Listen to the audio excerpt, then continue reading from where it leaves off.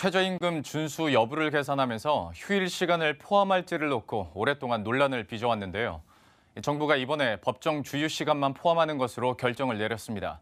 노동시간 단축에 따른 계도 기간도 연장됩니다. 이재경 기자가 보도합니다.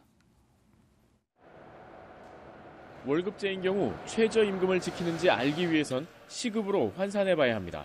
최저임금은 시급으로 정해지기 때문입니다.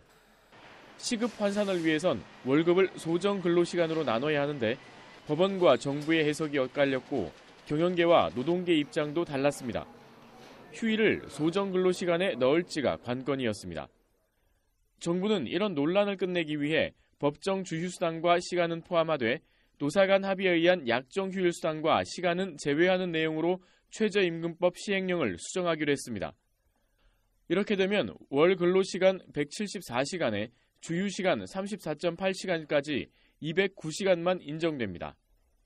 법정 주휴가 아닌 노사 간 약정에 의한 유급휴일 수당과 시간까지 산정 방식의 고려됨에 따라 경영계의 부담이 가중된다는 우려가 제기되었습니다. 이러한 오해를 해소하기 위하여 수정안을 마련키로 한 것입니다.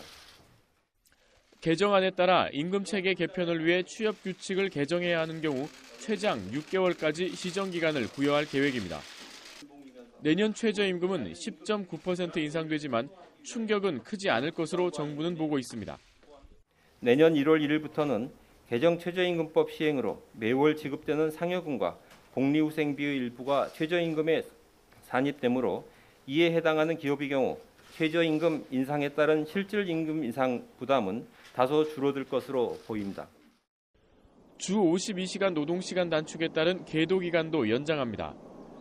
탄력적 근로시간의 단위기간 확대가 필요한 기업은 개정되는 법이 시정되는 시점까지, 준비기간이 필요한 기업은 내년 3월 말까지 계도 기간으로 부여합니다. 300인 이상 기업 가운데 주 52시간을 지키는 기업은 지난 10월 기준으로 87.7%까지 확대됐습니다.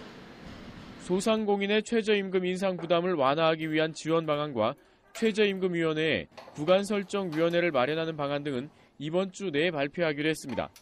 머니투데이 방송 이재경입니다.